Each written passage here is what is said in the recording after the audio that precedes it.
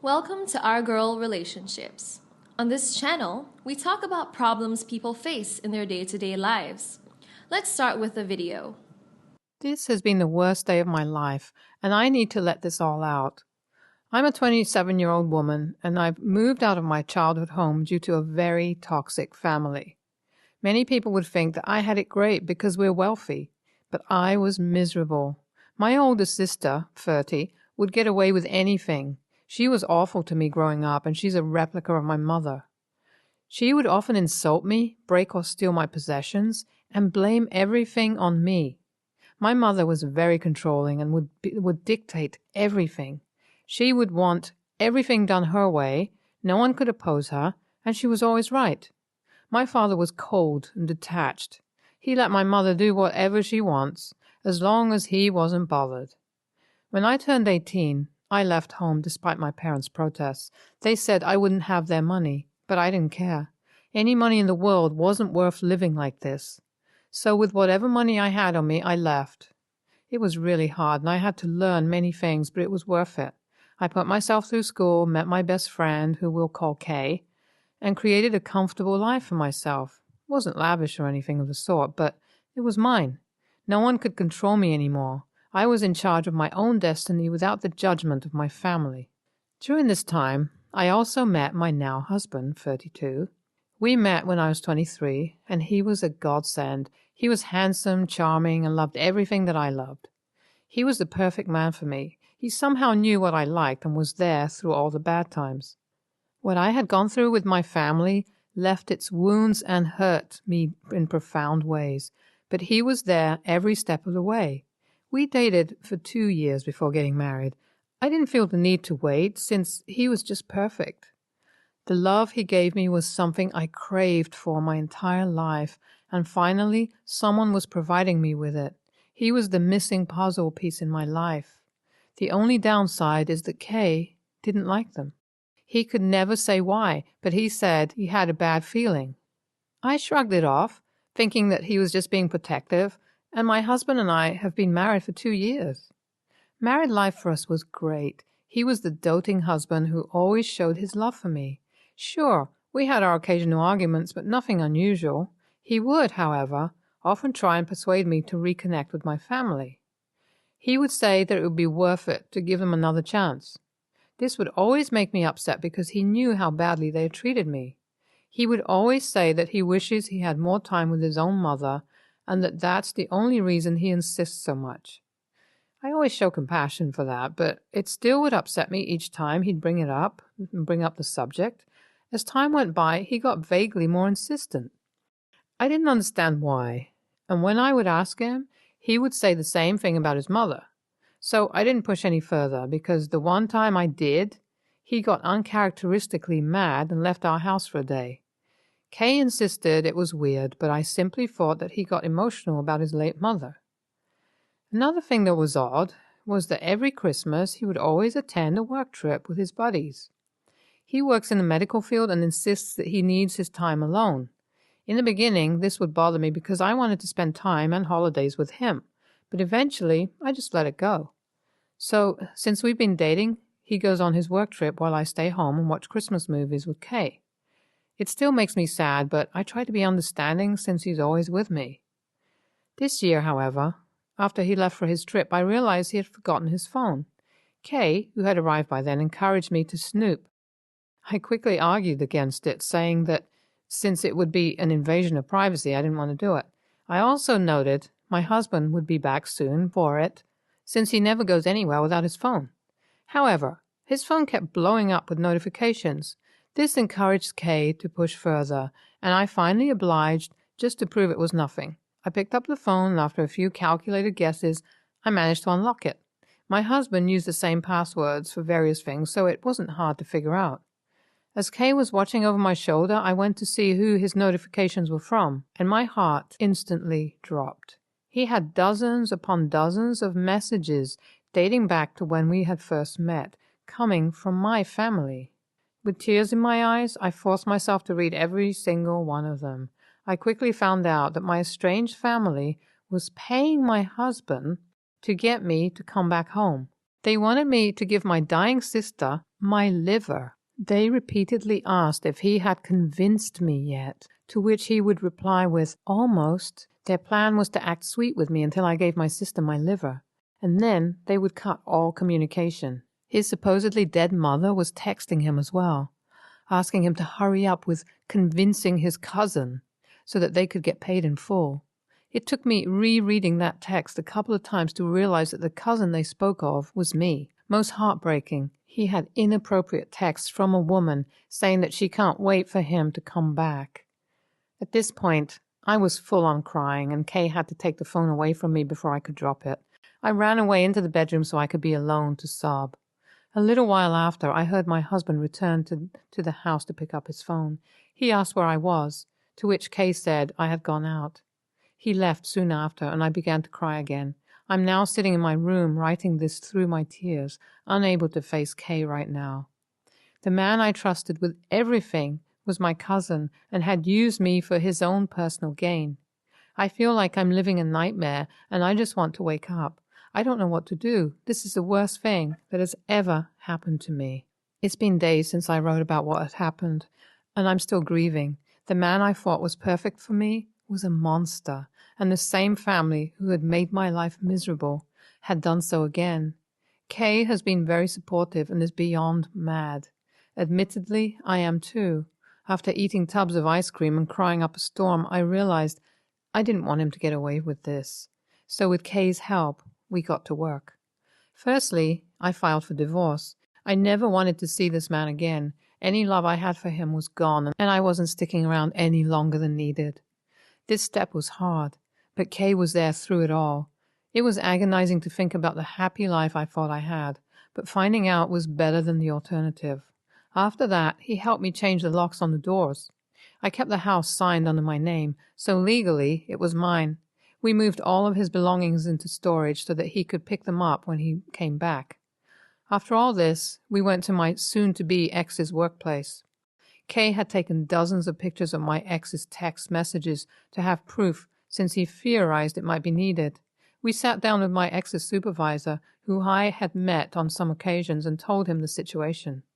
The supervisor informed us that my ex had mentioned something about a family member needing a liver in the past, but never thought anything about it. He apologized for this tragedy and assured me that he would take care of it. Afterward, we left back to my place, and Kay bought some pizza and beers to help with my sorrows. We drank the night away, and I felt happy for the first time in a while. Tomorrow, my husband comes back from his trip, so all that's left to do is to wait. I'm really nervous, but I'm also eager for this to be over. I feel years of my life have been wasted, and I can only hope to recover them. I don't know if I will ever heal from this, but I suppose this is the first step. It's been a couple of months since I was last updated this. Things have been on a roller coaster, but not all bad. Upon arriving, my ex was very confused as to why he couldn't enter my house. I called him from inside to calmly inform him that I was divorcing him. He wasn't allowed in my home or anywhere near me, and he could pick up all his things in storage. He got into a rage and demanded to know what was going on. I told him I knew everything. I read the text between him and my family. I had found out about their plan, and I never wanted to see him again. I quickly hung up, and he started screaming and pounding on the door, yelling that he could explain. I called the police, and thankfully they removed him from the property. Following that, I received threatening texts from my family and his, so I had to get a new number. I found out later that my ex was fired from his job. We got divorced, and I changed my last name into something different, since I wanted no ties to my family or his. I got a restraining order after he tried to break in a couple of times. It was a hard time, but eventually things became calmer again. I haven't seen my ex in some months, and I've started to recover. Kay has been my biggest supporter through all this, and just recently we started dating. We're taking things slow for my sake, but I feel better every day. He's very patient with me, and I've started going to therapy to help with my trauma. It's not exactly happily ever after, but maybe it's the beginning. Well, this was a roller coaster. What you went through sounds absolutely awful. Your family is crazy. Good job getting your revenge. Many don't. Your ex totally deserved everything that happened to him. All of them did. There's a special place in hell for them. Wishing you lots of happiness. Someone ought to make a movie out of this. This is insane. I'm sorry your family did that to you. They're truly evil. I've seen a lot of stories, but this has to be one of the cruelest. I'm happy for you and Kay, though. Sounds like he was the support you needed at the moment. MVP. Next story. My sister, Eve, and her husband, Peter, my brother-in-law, are extreme gym rats. They're always at the gym and they take a lot of effort in their body and appearance. Of course, that isn't a bad thing on its own, but they believe that anyone who isn't their exact body type, very thin with six-pack abs, is unhealthy, fat, and extremely ugly. They look great. I just don't like their attitude. Eve makes swimwear for women and sells them. My wife, Rosa, has bought a few of them and likes them. Rosa has had a really rough year so far and has gained a little weight. If I had to guess, I would say that she's gained roughly around 4 to 6 kilograms. She still looks good, but I can tell that her weight is making her a little self-conscious. Note, I think Rosa used to be slightly underweight before, and now she's probably not. Rosa wanted to buy a few new swimsuits for the trip that we were going on in a month. Rosa went to Eve's to see if she could find anything nice, but Eve refused to sell her a bikini because she couldn't have Rosa ruin her image, and that she didn't want her product on a bigger body, and a bunch of other really hurtful things. Of course, this really upset Rosa and only added to her insecurities. After I heard the story, I called Eve and told her that what she said to Rosa was unacceptable and that I didn't want to speak to her or hear from her again until she apologizes. We went back and forth a little bit, and Peter even got involved, but I refused to hear any of it. I was hosting a big family gathering at my house. My family only gets together twice a year, so usually these are a big deal, and one is expected to attend. To be fair, I didn't want Eve or Peter there, but Rosa told me that I couldn't exclude them, so they're allowed to come. At my house, I managed to avoid speaking to them. I was enjoying myself, and it was really nice to spend time with my family. When it was time to eat, Rosa was explaining to everyone what she had made. It was a buffet-style meal with lots of different types of dishes. Eve made a quiet comment about how Rosa could probably eat that much food in one sitting, and Peter laughed. If I could hear it across the table, then it probably wasn't quiet. I, of course, wasn't having it. Before they went to get a plate to eat, I pulled them aside and told them to leave. They were mad, and I told them that I shouldn't even have let them in and the house in the first place, and that the original terms was still in place, that I didn't want to see or hear from them unless it was to apologize. They left, infuriated, and I carried on with my life. When people asked, I told them the truth, that I kicked them out because of everything that had happened. A few people agreed, but said that I was too harsh and that I shouldn't have kicked them out before they got to eat.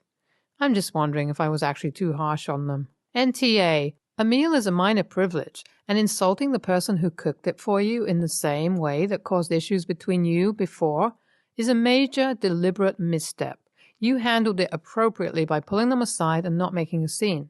If they want a relationship with your family, they can do the bare minimum and not insult your wife's weight. They are both bullies. Unless your family only consists of a bunch of uber-healthy people who have enough time on their hands to stay fit and are without any medical problems, i.e. thyroid problems, PCOs that are very common, they are going to get the same treatment from them. So you didn't just stick up for your wife, you stuck up for the whole family. You are showing them that nobody can treat them this way. If your sister and her husband keep this up, they are going to isolate themselves from the family very quickly. So kudos to you for being a good human being. NTA. Next story. My younger brother, 22, let's call him Stefan, is graduating from university this coming July and has invited my other younger brother, 18, and I to his graduation. History. Stefan, 13, caught our mother, 37 at the time, in bed with another man. The man she is currently going to get married to, and it totally destroyed his relationship with her. He exposed her to our father immediately, and we all chose to follow our father during the ugly custody battle, and the fact that she had mental illness didn't help her case at all. She got visitation rights every weekend, but we never went, and cried whenever she came to visit us. Mother lost her shit and had to go to many therapy sessions as she had lost the custody battle. All her children chose to live with their father and didn't want to see her. Stefan was especially angry and said that he could never forgive her for betraying our father, and he cut off all contact with her despite her begging and trying to get in touch with him for the first 5 years after the incident. He clearly stated that he wanted nothing to do with her and said that if she continued, he would call the cops on her, and my second younger brother felt that way too, so she stopped. Fast forward to now. I am on okay terms with my mother after a few years of ignoring and detesting her. She's always happy when I visit her and wants us to bond, but I'm not interested in building a bond. So during our latest catch-up session, my mother sheepishly smiled and told me that she was getting married this July and wanted all of her children to attend it. The date happened to coincide with my Stefan's graduation date.